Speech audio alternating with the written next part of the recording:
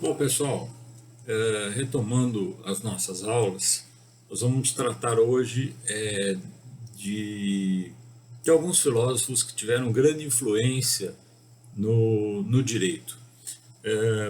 Para que vocês entendam essa ponte entre a filosofia, a organização política, a criação das cidades, os poderes e a influência que os tiveram no direito, a própria organização do Estado como um todo. Bom, então hoje nós vamos falar um pouco a respeito de George Hegel. O Hegel, ele nasceu na Alemanha, estudou teologia e filosofia, depois ele continuou como professor, e sua filosofia inclui toda a história, o pensamento e a realidade em um único sistema.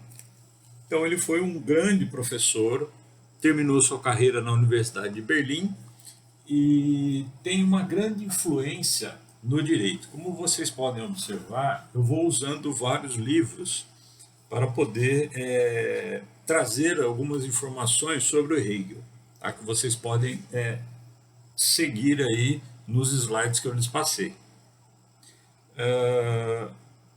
Bom, o Hegel, uma das frases do George Hegel é que a realidade é um processo histórico. Então, não é uma frase de impacto, nada tão assim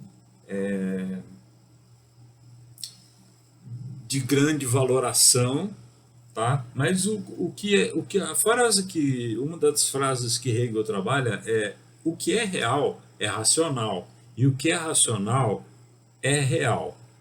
Então, o Hegel vai ser o pai, né, da filosofia que trabalha com a antítese, a tese e a síntese. Ou seja, eu tenho uma questão, uma argumentação que precede algo, ele trabalha com a preparação dessa tese, tá? Uma tese central, que para nós dentro de um processo é algo fundamental, e depois ele trabalha isso com uma conclusão.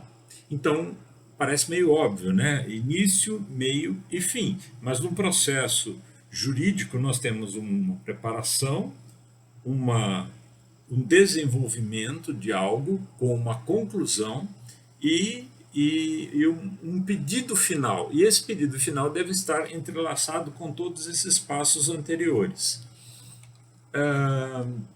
Então, Hegel é considerado pela história como um dos filósofos mais importantes. Não só no direito, tá? Ele tem influência na história, nas artes, na psicologia. As suas obras elas estão fundamentadas no pensamento de Platão, Aristóteles e outros filósofos, os quais nós já estudamos, né? Platão, Aristóteles, Sócrates no início.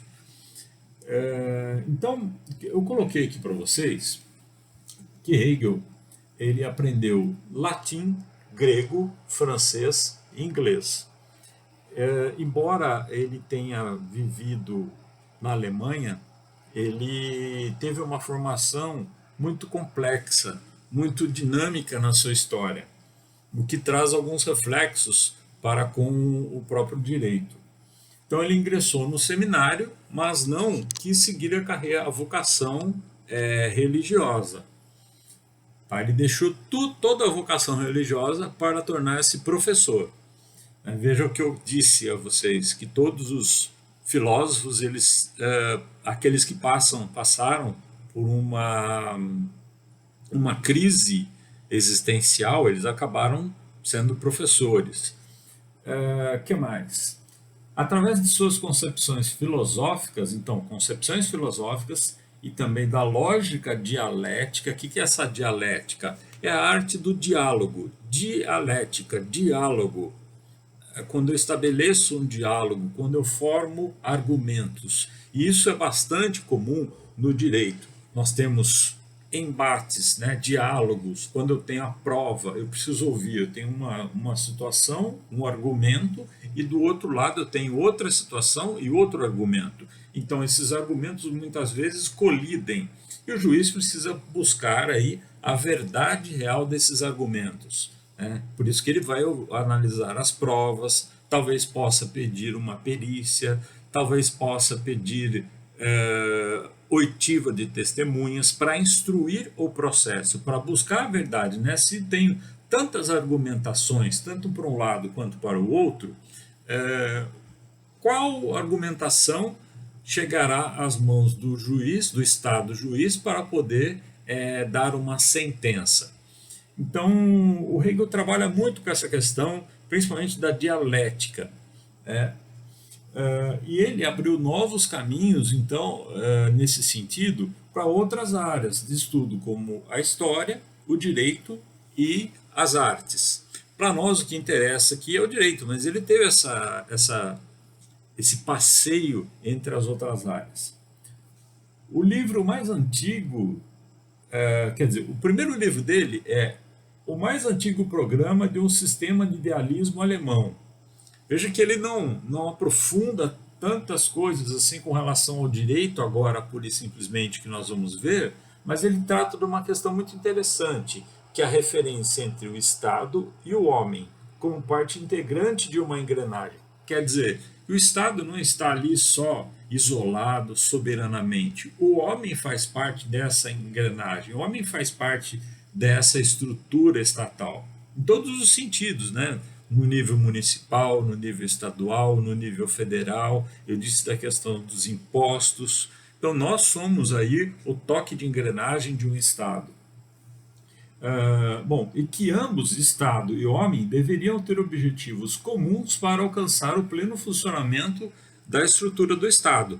Na verdade, o Estado ele busca promover o quê? O bem comum. Nós já vimos aí, ele busca, em muitos casos, promover o mínimo daquilo que nós pensamos que ele deve promover. Dentre outros ensinamentos de Hegel, nós temos aí um outro livro chamado A Ciência da Lógica, e ali ele trabalha com a questão filosófica dentro da lógica. Então a lógica que nós conhecemos lá da matemática, ou procedimentos lógicos que nós vamos estudar dentro do direito, né? Uma sequência lógica, eu tenho fatos, eu tenho situações que vão se amoldar a uma lei e que vão se amoldar ao direito. Quem que vai me dizer o direito? Quem que vai me dizer o que eu devo receber ou o que eu não devo receber, de acordo com esses fatos e com a lei? É o Estado juiz. Então, o juiz que vai apreciar esses elementos e vai ter toda uma argumentação na sua sentença. Segundo esse livro, na filosofia nós podemos tratar o idealismo como uma corrente filosófica que faz das ideias o princípio como interpretamos as coisas do mundo. Então, o Hegel traz essa questão lógica da forma em que nós iremos interpretar as coisas do mundo. Segundo o idealismo tratado por Hegel nesse livro, nós conhecemos o mundo a partir das ideias que temos feito de todas as coisas materiais. Então ele não trata das questões existenciais no momento, ele trata daquilo que é matéria, daquilo que eu estou vendo, daquilo que é palpável, né? O juiz no direito ele trabalha com o quê? Com provas, como eu lhes disse, com argumentações. Por isso que eu tenho muitas argumentações no direito, argumentações para todos os lados, né? O A vai discutir uma coisa, o B vai discutir outra, e os interesses podem ser únicos ou podem ser colididos. Então, Hegel busca, nesse sentido, algumas questões nessa temática. Outro aspecto, né, do Hegel, partindo de uma ideia chamada antítese, que é aquilo que eu falei para vocês, né, uma situação, uma argumentação, talvez o cliente leve até você uma argumentação inicial, tá? E chegando a uma conclusão chamada síntese, que é um resumo de tudo. Por isso que é importante, né? O cliente está contando as coisas, você ir tomando nota, para depois checar a veracidade disso, verificar se aqueles elementos, aqueles fatos são verdades, para você poder colocar no processo, né? No processo você não pode mentir. E mesmo assim o juiz vai analisar esses casos. Então é uma questão extremamente de responsabilidade, esses elementos todos, que passa a ser, então, a antítese mais a síntese passa a ser uma tese na qual nós vamos levar ao juiz. Então, toda argumentação jurídica será encaminhada ao Estado juiz. Então, o A pode ter uma argumentação e o B pode ter outra. Veja que nós podemos até falar sobre a mesma coisa, sob diversos ângulos, sob diversas situações, até mesmo que opostas ou semelhantes. E aí nós teremos um acordo, nós teremos uma questão mais consensual, não há um embate, não há algo que vá colidir essencialmente.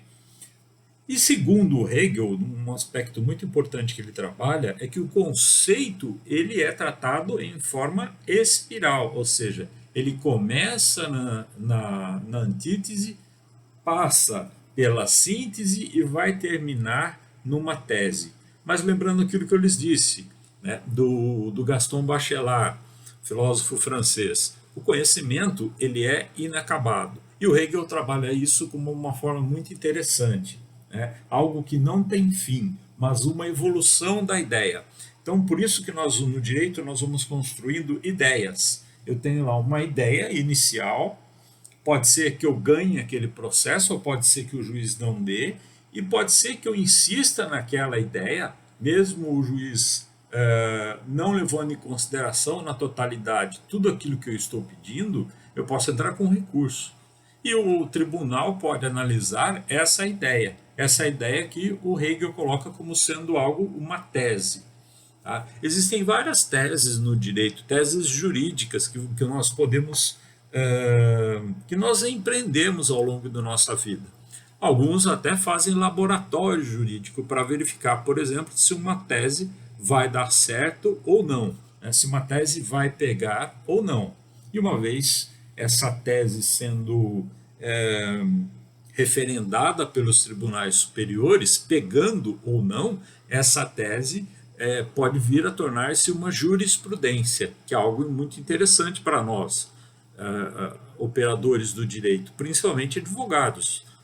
Você conseguir que uma tese sua, que um caso que chegou até a sua porta, uma tese sua seja uma jurisprudência, seja algo que venha a romper barreiras. Então isso é muito interessante no direito. E outros livros, né, o Hegel escreveu muita coisa na área social, mas ele trabalha aqui a fenomenologia do espírito e a ciência da lógica. Vejam que o Hegel transita muito entre a filosofia, depois ele adentra ao direito, depois ele vai para a filosofia pura e simplesmente, e até tratando da lógica. Hegel deu muitas contribuições, né, quando ele trabalha bem com essa questão da argumentação, da dialética. Então, para o Hegel, no direito, a lei prevê a pedra angular do Estado moderno. Então, é a lei que vai organizar aquilo que nós vamos chamar de Estado. Por isso que nós estamos estudando, inicialmente, a filosofia clássica, a filosofia medieval, moderna, contemporânea, e desembocando na filosofia do direito. E eu trouxe nesses elementos todos os filósofos que são os mais expressivos. Então, as suas influências no direito. O Hegel é um deles.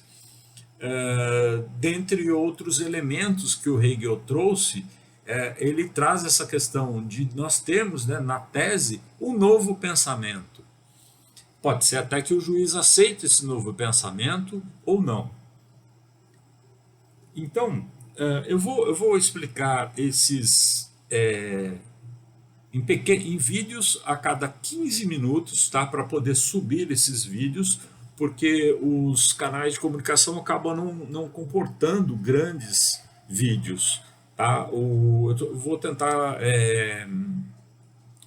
a abertura da conta no YouTube será feita, tem um prazo de 24 horas, então vou fazendo pequenos vídeos para nós entendermos o que nós estamos abordando, tá bom? Eu espero ter contribuído e já volto com outra sequência de Hegel aqui para vocês. Muito obrigado, até mais.